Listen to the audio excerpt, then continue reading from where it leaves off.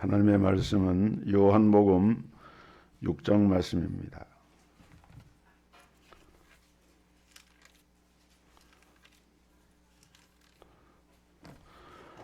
요한복음 6장 66절부터 71절까지 봉독합니다.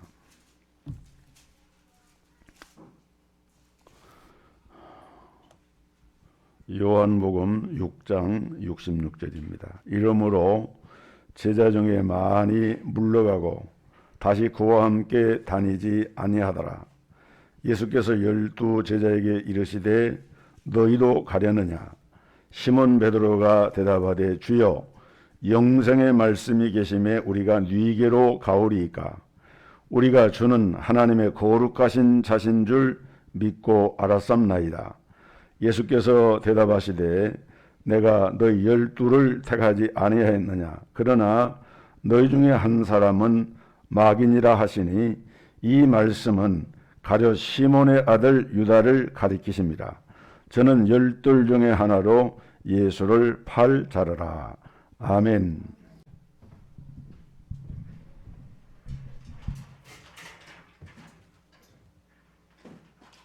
한 주간 평안하셨습니까?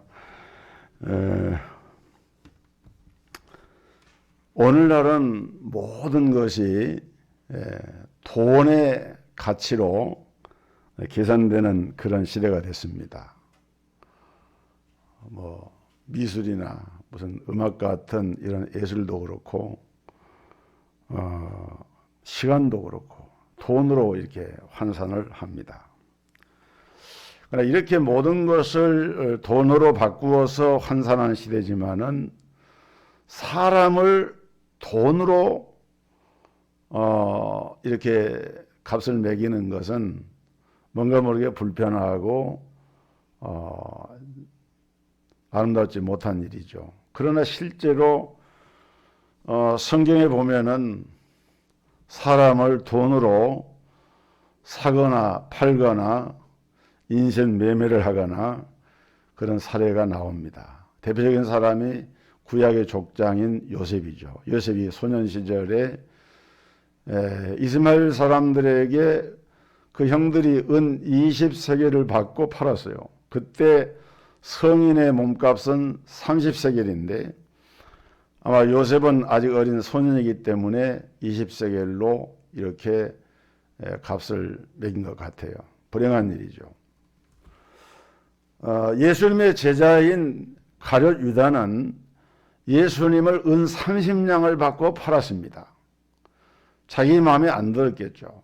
자기가 원하는 기대하는 것을 이룰 수 없다고 판단하고 차라리 내가 돈을 받고 좀 이익을 취하자 이런 생각을 가졌던 것 같아요. 오늘 여러분들은 어떻습니까? 예수님을 얼마만한 가치로 여러분 생각을 하십니까? 이렇게 표현하면은 좀 직설적이어서 조금은 좀 부담스러울 수 있지만은 예수님을 얼마짜리로 여기고서 우리가 살고 있는가 한번 자문을 해봐야 돼요. 예를 들어서 우리가 주일날 하나님을 예배하고 예수님을 만나기 위해서 예배당에 나오는데 어떤데 내가 내 친구 자녀나 가족의 결혼식에 가기 위해서 예수님을 만나고 예배하는 그 시간에 친구와의 정분 때문에 약속 때문에 주일 하나님들에 나와서 예배하지 못하고 있다고 하면은 우리가 돈을 받고 예수님을 판 건 아니지만은 그 의미상으로 볼 때는 어떻습니까? 잘못된 거죠.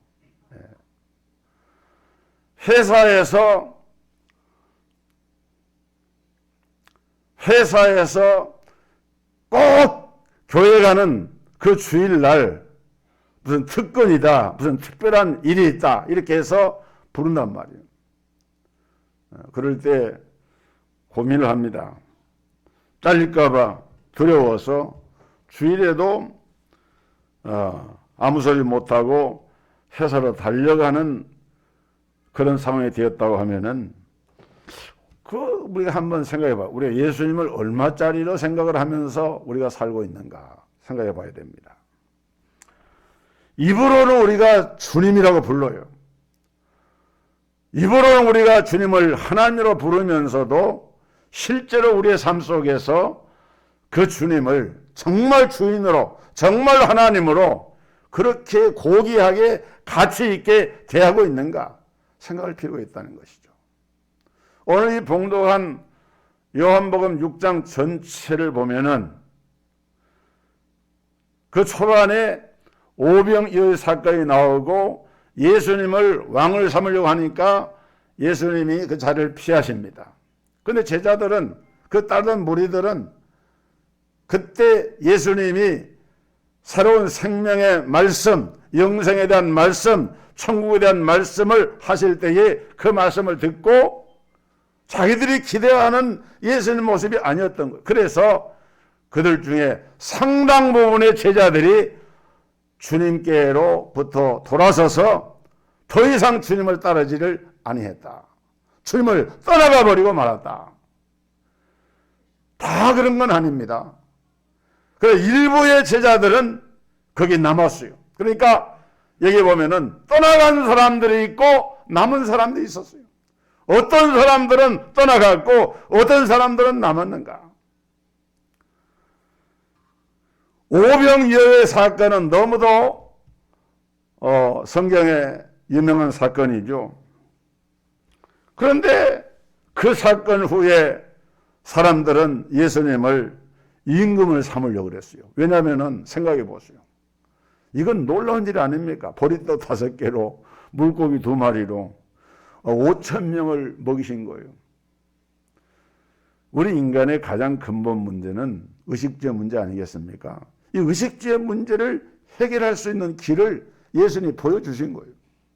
지금도 많은 사람들이 새벽 일찍부터 밤늦은 시간까지 수고하고 땀 흘리고 일하고 출근 전쟁에 시달리고 취업 전선에서 사업 현장에서 그렇게 고생하고 하는 이유가 어디에 있습니까?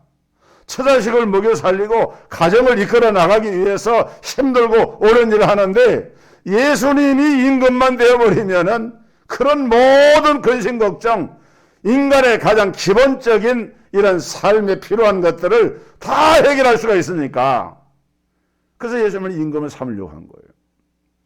그런데 예수님은 이런 사람들의 요구를 무시하고 황당한 말씀을 하십니다.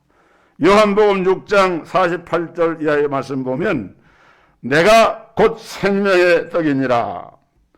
너희 조상들은 광야에서 만나를 먹었어도 죽었거니와 이는 하늘에서 내려온 떡이니 사람으로 하여금 먹고 죽지 아니하게 하는 것이니라. 나는 하늘에서 내려온 살아있는 떡이니 사람이 이 떡을 먹으면 영생하리라. 내가 줄 떡은 곧 세상의 생명을 위한 내 살이니라 하시니라. 이때 제자들 가운데 혼란이 오기 시작했습니다. 그들이 보기에 예수님이 하시는 말씀이 이상한 거예요. 이스라엘을 해방시켜줄 줄 알고 따랐는데 예수님 자꾸 죽는다는 말씀을 하시고 엉뚱한 얘기를 합니다. 그래서 예수님의 그 말씀을 들으면서 이것 이해하기가 참 어렵다. 그래서 떠나기 시작했어요. 예수 따르기를 포기하고 자기 본업으로 돌아가고 자기 고향으로 돌아갑니다. 그때 여기 66절을 보면은 이러므로 제자 중에 많이 물러가고 다시 그와 함께 다니지 아니하더라. 누가 그랬어요? 보통 사람이 그런 게 아니에요. 한때는 주님의 제자, 여러분 예수님 제자라고 하는 말이 꼭 12제자만이 제자가 아닙니다. 예수님 따르는 사람들은 다 제자예요. 제자 가운데 사도로 특별히 지명을 받은 12사도가 있지만은 12사도도 물론 제자지만은 12사도에도 많은 주님을 따르는 이 디사이플, 주님을 따르는 제자들이 많았어요. 그런데 그 제자들 가운데서 많은 사람이 떠나가고 다세는 그와 함께 다니지 아니하더라. 완전히 예수님과 굿바이하고 결별한 거예요.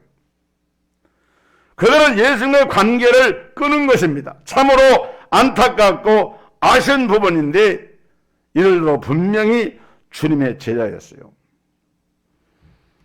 여러분, 이들은 왜 떠났겠습니까? 이들은 천국의 일꾼들 절호의 기회를 놓쳤어요. 하나님의 자녀로서 천국의 백성으로서 구원의 영광을 누릴 수 있는 그런 절호의 기회를 놓쳐버리고 결국은 주님을 떠나가 버리고 말았어요. 이렇게 오늘 포기하고 되돌아간 사람이 있었는가 하면은, 그러나 오늘 본문을 보면은 끝까지 주님을 포기하지 않고 따라가는 사람들도 있는 것을 볼 수가 있습니다. 저는 여기만 우리 성도들이, 또 우리 동석교회 모든 성도들이 여러분의 일생을 다해서 주님을 끝까지 포기하지 않고 주님을 붙잡고 주님과 함께 나아가는 여러분 되시기를 주의 이름으로 축복합니다. 함께 하셔야 돼요. 자, 그러면 주님을 떠나는 자들이 있는데 주님을 떠나는 자들은 떠나야 할 만한 이유가 있었어요. 어떤 이유냐? 첫째는 주님의 말씀이 마음에 안 든 거예요. 그들은 주님이 하신 말씀이 어렵다고 하면서 이해를 하지 못한다고 생각을 하고 포기한 거예요. 60절에 보면은 제자 중 여럿이 듣고 말하되 이 말씀은 어렵도다. 누가 들을 수 있느냐 한데 그랬어요.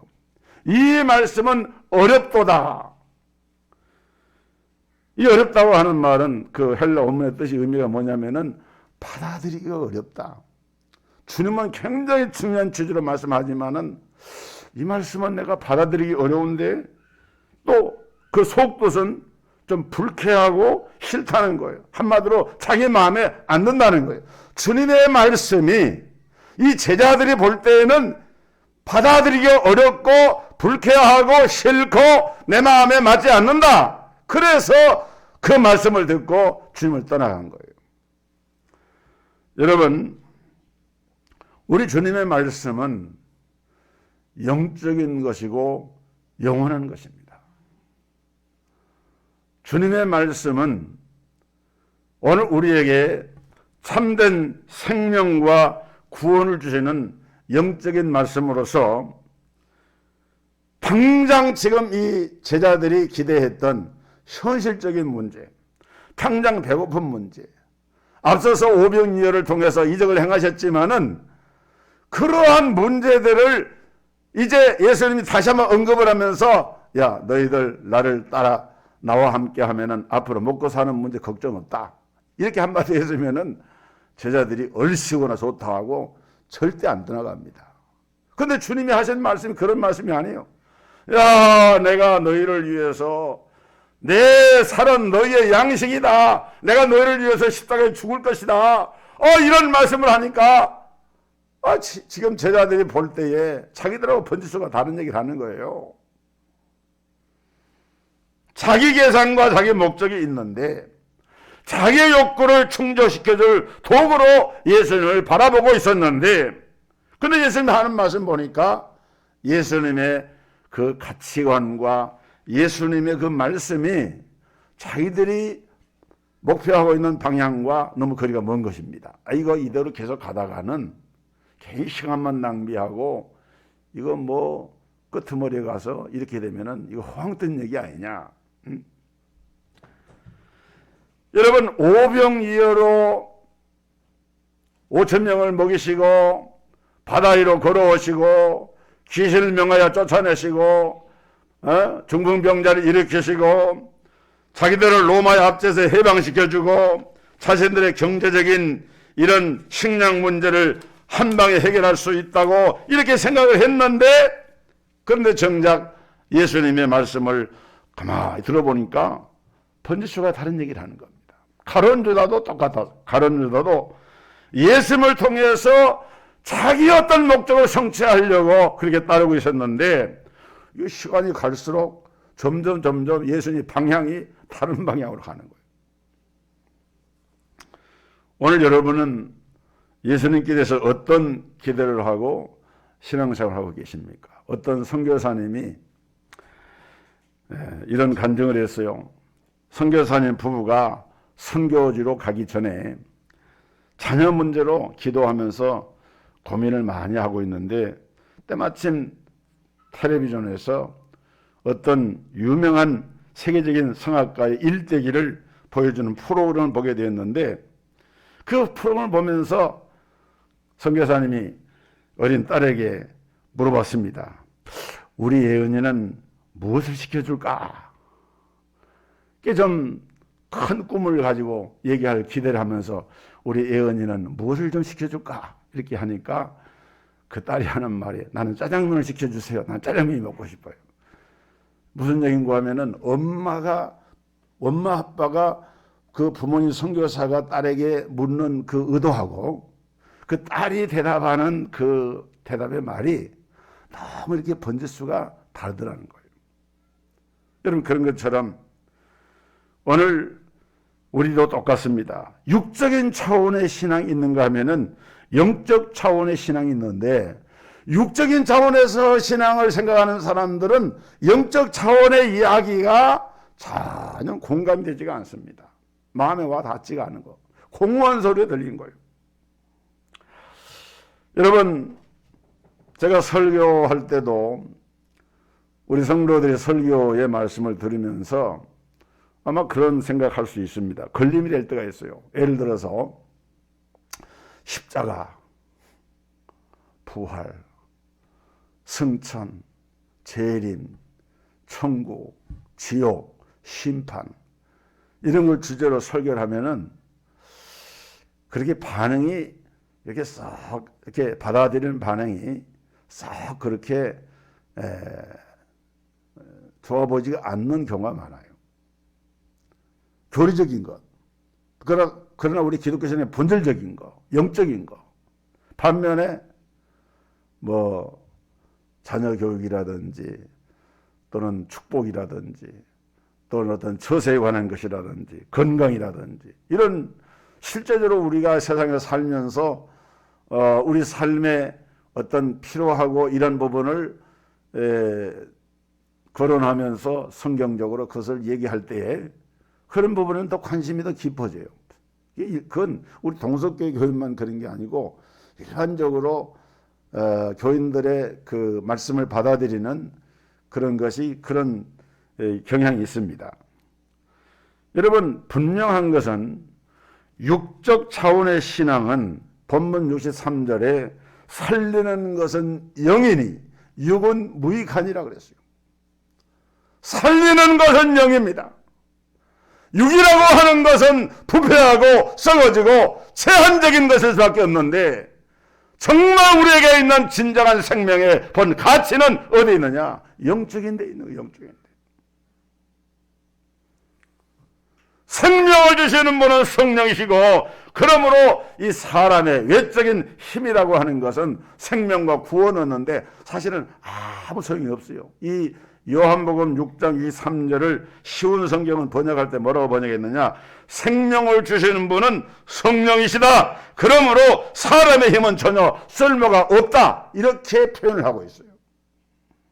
그런데도 많은 그리스도인들이 성숙한 신앙, 말씀에 기초를 둔 신앙보다도 인간 중심적인 미숙한 신앙의 자리에 머물러 있기 때문에 여기 주님의 곁을 떠나가고 등을 돌렸던 제자들처럼 그렇게 오늘날도 수많은 사람들이 주님 곁을 떠나가고 있는 것입니다.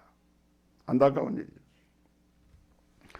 두 번째로 그들이 떠난 이유는 좀 더 근본적인 문제가 있는데 그건 뭔가 하면은 주님을 제대로 알지를 못한 거예요. 예수님을 정말 제대로 알았다고 하면은 떠날 수가 없죠. 근데 신앙생활 했지만 주님 따랐지만은 주님을 몰랐어요. 여러분 유대교도들은요 예수님을 사생자라고 표현을 하는 그런 사람이 있어요. 왜? 아버지가 없이 출생한 것이 족보에 나오니까. 불교도들은 예수님에 대해서 제대로 알지를 못하고 저들은 예수님이 하나님의 아들이시다, 구원의 주님이시다, 이런 말을 하면은 엉뚱한 소리를 한다라고 얘기를 합니다. 여러분, 예수님을 한 사람의 이 이슬람 교도들은 랍비로 생각을 했거든요. 예수님을 구원의 주님으로 생각하는 것이 아니라 위대한 랍비, 선생이다.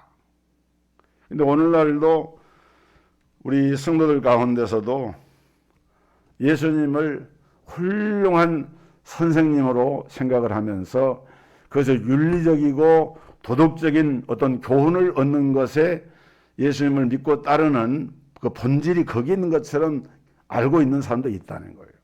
이건 굉장히 번지수가 잘못된 거예요. 베드로도 처음부터 베드로가 신앙 고백한 게 아닙니다. 베드로도 처음에는 예수님을 랍비로 생각을 했어요. 그런데 베드로의 삶이 변하고 오니까 나중에는 예수님을 뭐라고 고백합니까? 그건 마태복음 16장에 나오는데 주는 그리스도시요 살아계신 하나님의 아들이시니이다 라고 하는 고백을 하게 되죠. 그때 이 고백을 들으신 예수님이 너무 기뻐가지고 바야나 시몬아 내가 참 복이 있다. 이를 내게 알게 한 분은 혈육이 아니라 저 위에 계신 하늘에 계신 너희 아버지시다.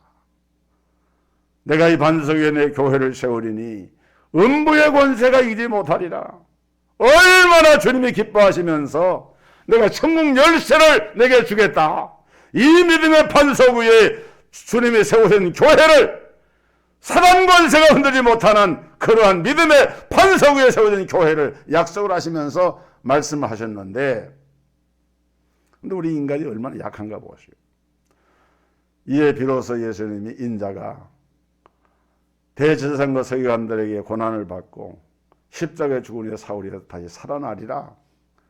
살아나리라는 말씀까지 했어도 예수님이 십자가에 죽으신다는 말씀만 귀에 들어온 거예요. 그래서 베드로가 냅다 하는 말이 주여 그리하지 마옵소서. 이런 일이 결코 주에게 미치지 못하리이다. 사탄아 내 뒤로 물러가라. 내가 하나님의 일을 생각지 아니하고 도리어 사람의 일을 생각하는도다. 여러분, 그 순간에 베드로는 사단이 된 거예요. 이것이 우리 인간의 연약한 모습이에요. 그래 어쨌든 베드로는 나중에 회개를 했고 또 주가 그리스도이심을 믿는 믿음의 반석에 세워져서 초대교회의 큰 지도자가 됐습니다. 오늘 하나님의 일을 생각지 않고 사람 일을 생각하게 될 때에 주님으로부터 사단이라고 하는 이런 책망을 받는 자리까지 이르게 됩니다. 성경에 나타나는 기적의 사건들을 가만히 보세요. 예수님이 맨 첫 번째 행한 갈릴리 가나 혼인잔치에서 물로 포도주를 이제 만드신 사건이 나오는데, 거기 요한복음 2장 11절에 보면은 예수께서 이 첫 표적을 갈릴리 가나에서 행하여 그의 영광을 나타내심에 제자들이 그를 믿으니라. 그렇습니다. 제자들이 예수 그리스도가 누구인지를 바로 알게 하시려고 예수님은 이런 이적을 행하신 거예요. 이적 자체가 목적이 아니라, 떡을 먹고 배부른 것이 목적이 아니라, 병 고침받는 것이 근본 목적이 아니라, 우리 인생의 보다 소중한 목표가 되어지는 예수 그리스도를 바로 믿고 섬김으로 구원에 이르고 영생에 이르는 이것을 위해서 우리 주님은 능력과 권능을 행하셨다라고 말씀하고 있는 겁니다. 요한복음 20장 마지막에 보면은 예수께서 제자들 앞에서 이 책에 기록되지 아니한 다른 표적도 많이 행하셨으나 오직 이것을 기록함은 너희로 예수께서 하나님의 아들 그리스도이심을 믿게 하려 하며 또 너희로 믿고 그 이름을 힘입어 영생을 얻게 하려 함이니라. 성경을 기록한 목적도 예수님이 누군지를 바로 알도록 하기 위해서 기록을 했다. 예수가 그리스도인 것을 알게 하려 기록을 했다. 그런데 주님을 떠나간 그 제자들은 정말 예수님이 누군지를 몰랐던 거예요. 이것이 불행한 일입니다. 자, 그러면 이렇게 주님을 떠난 사람들이 있는가 하면은 끝까지 주님을 따른 제자들이 소수지만은 있었습니다. 이들은 무슨 이유 때문에 주님을 따랐는가? 첫째로 주님이 주님으로 믿어졌습니다. 여러분, 우리는 먼저 이것을 정립을 해야 됩니다. 보통 사람들은 어떤 신뢰 관계를 가지게 될 때 잘 알고 나서 믿게 됩니다. 그러나 하나님의 은총을 입은 사람들은 믿고 나서 제대로 알게 됩니다. 이게 달라요. 믿음이 먼저냐, 그 믿음을 가능케 하는 지식이 먼저냐, 이런 문제에 있어서 이걸 분명히 보여준 것이 오늘 본문입니다. 여러분, 자녀들이 태어나가지고 자랄 때 엄마 아빠하고 이렇게 부르잖아요. 엄마 아빠 부릅니다. 그거 확인해 봤나요? 아이들이 저기 동사무소 가서 호적 등본 떼가지고 우리 아버지가 김아무개구나, 우리 어머니가 최아무개구나, 이렇게 해서 알아보고 한 겁니까? 아닙니다. 그냥 믿고 따른 거예요. 이분이 그냥 엄마고 이분이 내 아빠고, 그러면서 자연스럽게 성장하면서 자기 아빠 엄마인 것을 알게 돼요. 베드로도 처음에는 좀 알아보고 믿으려고 했던 것 같아요. 그러나 지금은 다르게 말하고 있습니다. 오늘 봉독한 69절에 보면은 우리가 주는 하나님의 거룩하신 자이신 줄을 알고 믿었사옵나이다. 그랬습니까? 뭐라고 그랬죠? 믿고 알았사옵나이다. 믿고 알았사옵나이다. 믿음이 먼저였어요. 주님을 주님으로 믿어진 거예요. 어떤 대기업체에서 실제로 일어난 일인데 근로자들의 노사 분규가 아주 격심했습니다. 작업을 다 중단하고 회사가 이제 파산 지경이 될 그런 상황인데 사장은 문제를 해결하려고 무더운 애를 씁니다. 그러나 근로자들은 막무가내입니다. 그런 가운데 그 회사의 회장이 사장에게 전화를 걸었습니다. 어떻게 됐는가? 네, 노조원들이 너무 강경해서 풀 수가 없습니다. 그리고 어떻게 할 셈인가? 저도 양보하지 않겠습니다. 아주 이번 기회에 노조원들에 대해서 아주 버장머리를 고쳐놓겠습니다. 강경하게 나가겠습니다. 이게 극과 극으로 대치를 하고 있는데 회장님이 사장에게 얘기했습니다. 그러지 말게. 지금 우리 회사 사정이 어렵지 않은가? 어려운 사정을 가감하지 말고 알아들 수 있도록 설명을 하게. 그리고 사정이 좀 더 나아지면은 월급을 올려야지. 이 회사가 어디 내 회사인가? 근로자들이 없이 이 회사가 어떻게 존재하겠는가? 다 잘 살아야지. 사정이 나아지면은 나눠야지. 강경하지 말게. 계속해서 품고 대화를 하게. 이러한 회장과 사장이 주고받는 이야기를 옆에 회장 비서가 듣고 있다가 노조위원장에게 전화를 했어요. 마음을 담아가지고 있는 그대로를 회장님하고 사장님이 얘기 나누는데 이렇게 얘기를 하더라. 그 이제 노조위원장이 그 말을 듣고 근로자들에게 얘기를 했습니다. 두 가지 의견은 나뉘어서 그렇다면 회장을 데려다가 확인을 하고 믿읍시다. 이렇게 말하는 사람이 있는가 하면은 또 하나는 그냥 그 말을 우리가 믿읍시다. 그런데 두 개를 놓고 대립을 하다가 결국은 그 노조원들이 그 회장의 진정성을 받아들이고 믿고 파업을 철회하고 그 회사가 다시금 힘을 얻어가지고 다시 잘 되는 좋은 결과를 맺게 된 거예요. 여러분, 세상적인 방법이라고 하는 것은 뭔가 어떤 믿기보다는 먼저 그 사실을 파악하고 알고 믿고자 하는 것이 성경의 방법이라 하면은, 그러나 오늘 하나님 나라 영적 세계 이런 일들은 그런 게 아닙니다. 믿고 하는 거예요. 믿고. 여러분 누가복음 5장 5절에 보면은 베드로도 처음에 예수님 처음 만났을 때는 예수님을 주라고 부른 것이 아니라 선생님이라 불렀습니다. 선생님, 랍비여, 우리가 밤이 낮도록 수고하였으되 잡은 것이 없지만은 말씀에 의지하여 내가 그물을 내리리다. 베드로도 처음에는 예수님을 그냥 선생님이라고 부르고 쫓아다닌 거예요. 예.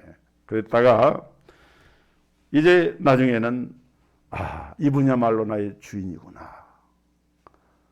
예수님이야말로 정말 하나님이 보내신 구원자고 나의 죄를 위해서 십자가에 죽으시고 나의 구원을 위해서 부활하셔서 하늘로 올려오셔서 하나님보다 우편에 계시면서 지금도 역사의 종말에 심판자로 이 땅에 오시는 주님으로서 우리가 반드시 그 주님 앞에 서게 되는 그날이 오고야 만다. 이것을 베드로가 그때 비로소 믿은 거예요.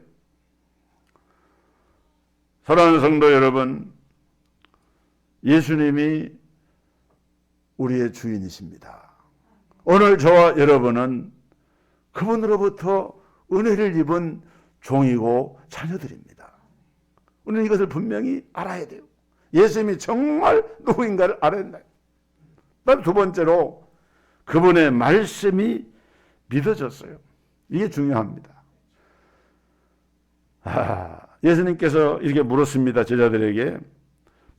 여러 사람들, 한두 사람이 아닙니다. 많은 무리 따르는데 이제 남은 게 몇 사람 안 돼요. 그래서 예수님이 그때 물어봤어요. 너희도 가려느냐? 물어봤어요. 그때 베드로가 고백한 말씀 68절 말씀, 주여 영생의 말씀이 주께 계시오매 우리가 네게로 가오리까. 영생의 말씀이 주께 있는데 우리가 어디로 가겠습니까? 주님의 말씀이 영생의 말씀인데 하면서 고백을 한 거예요. 여러분, 우리 주님께는 영생의 말씀이 계십니다. 이 말씀은 우리에게 믿음이라고 하는 주신 선물을 통하여 믿어지는 자에게 영생의 선물을 하나님께서 우리에게 주시는데, 이것은 우리의 의지나 우리의 결단이 아니라 하나님의 선물입니다. 하나님이 이 믿음이라는 선물을 주셔가지고 주 안에 영생이 있음을 알게 하고 믿게 하는 그 은혜가 우리에 임할 때 이 고백을 할 수가 있는 거예요. 그런데 여러분, 이 믿어지는 믿음이 어디에서 와요? 로마서 10장 10절에 보면 믿음은 들음에서 나고 들음은 그리스도의 말씀으로 말미암다 그랬습니다. 결국은 믿음이라고 하는 것은 하나님의 말씀이 들려져야 되거든요. 그래서 이 코로나 상황에서 정말 염려스러운 것이 그거예요. 여러분, 성경 말씀을 자주 읽고 들어야 됩니다. 계시록 1장에 보면은 이 예언의 말씀을 읽는 자와 듣는 자들과 말씀 듣게 행하는 자들이 복이 있나니 때가 가까웁니다.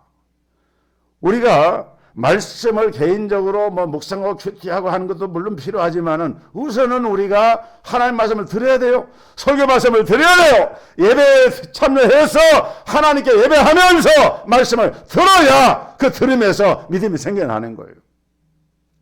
천하의 무슨 대장이라 할지라도 한 석 달 정도만 예배에 참여하지 못하고 말씀 듣지 못하면 심령이 고갈돼 버립니다. 이것이 우리 인간의 연약한 거예요. 그래서 우리 성도들은 하나님의 말씀은, 이 믿음은 들음으로 우리에게 생겨지기 때문에 말씀을 듣는 일에 귀를 기울여야 합니다. 그래서 성경에 보면은 귀 있는 자는 성령의 교회들에게 하시는 말씀을 들을지어다. 여러분, 귀 없는 사람이 어디 있습니까? 다 있죠. 그런데 말씀을 듣지 않는 귀는 그 귀 없는 사람과 마찬가지인 거예요. 어떤 경우는 설교 말씀을 계속 들어야 되는데 들어도 이해가 안 되고 은혜가 안 되고 그럴 때도 있어요. 그래도 들어야 됩니다. 듣다 보면, 하나님 말씀을 듣다 보면 어느 순간에 하나님의 성령이 역사해서 그 말씀이 관통한다고 그러죠. 마음속에 와 닿는 때가 있어요. 항상 우리가 히트를 치는 게 아니에요. 여러분, 야구 선수들도 히트가 뭡니까? 홈런이나 이런 히트를 치는, 안타를 치는 것은 확률이 4할이다, 3할 몇 푼이다 이런 얘기 하는 게 거기서 나온 거 아니에요. 10번 치고 10번 다 안타를 칠 수 있습니까? 그게 안 되는 거예요. 또 하나님께 성령께서 우리 마음속에 말씀을 주실 때 때로는 이런 상황, 저런 상황에서 이 말씀을 주십니다. 말씀을 맺습니다. 나는 우리 성도들이 모두가 주님을 만난 하나님의 자녀들로서 영생의 말씀이 주께 계시면 우리가 누게로 가오리까?